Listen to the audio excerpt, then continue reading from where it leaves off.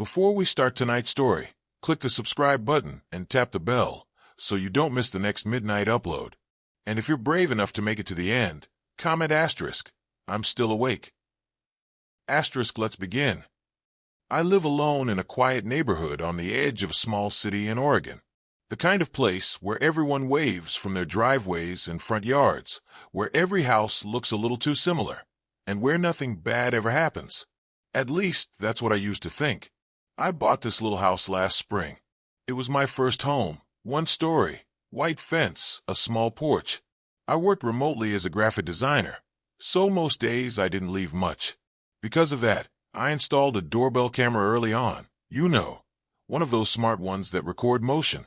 It made me feel secure knowing I could check on deliveries and see who was at my door without getting up. For months, it only ever captured harmless things, mailmen, a stray cat, the neighbor's kid riding his bike too close to my driveway. But one night, it caught something else. Something I can't explain. It was a Friday, around 2:40 a.m. I was still awake, finishing a client project. The house was dark except for the blue light from my laptop screen. That's when my phone buzzed, motion detected at the front door. I almost ignored it. Raccoons, wind, bugs, all of those had triggered the camera before. But something about the timing made me check. It was late. Too late for anyone to be outside my house. I opened the app and froze. The live feed showed me standing at my front door. I didn't even process it at first. I thought it was an old recording. But the timestamp was current. 2:41 a.m. And there I was, wearing my hoodie, standing perfectly still on the porch, looking straight at the camera. Except, I wasn't. I was sitting inside, staring at my phone. The figure on the camera didn't move. It just stood there in silence. The porch light was dim, but I could see the details. My own build, my own clothes, even the same hoodie I was wearing right then. My breath hitched. I backed away from the screen and looked around the room like an idiot, trying to convince myself it was some kind of glitch. Maybe an image the app had cached from earlier. Maybe I'd walked outside that evening, and it was a delayed thumbnail. That had to be it. But then, the figure on the porch tilted its head. Slowly, like it knew I was watching. I dropped my phone.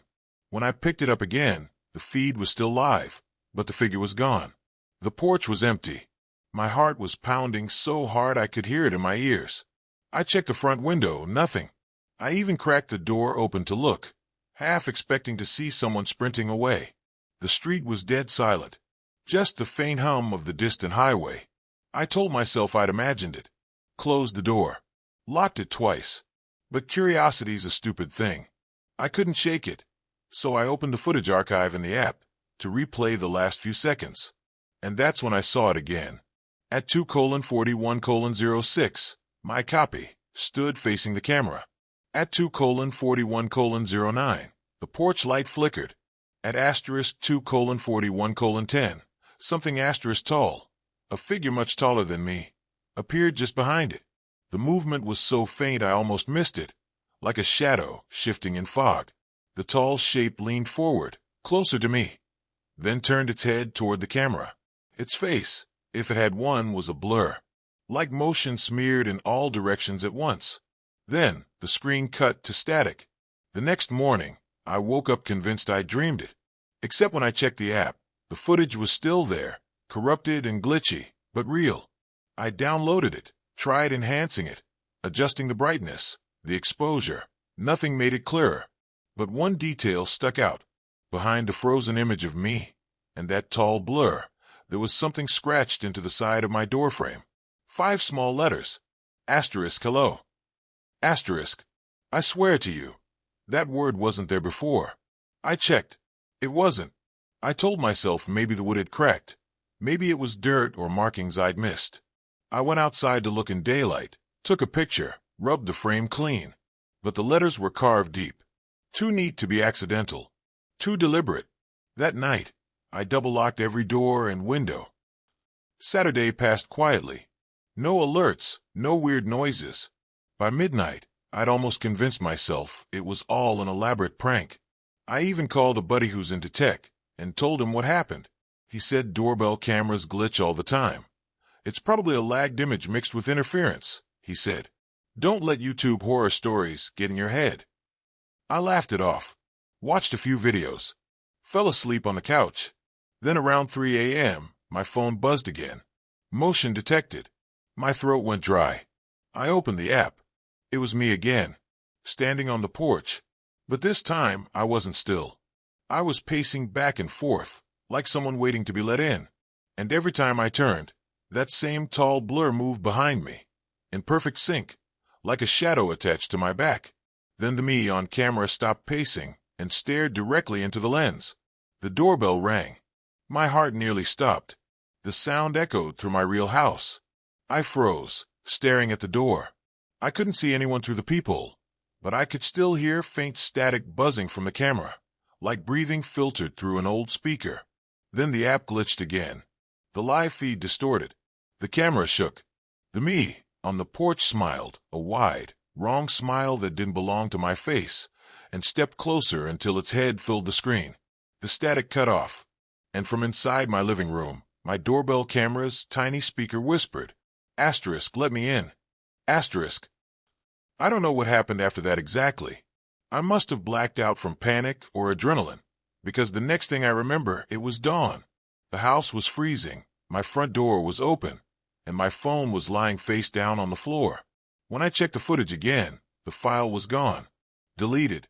But in the recently viewed section of the app, the thumbnail preview still showed one last frame, me, standing inside my house, looking at the camera from this side of the door.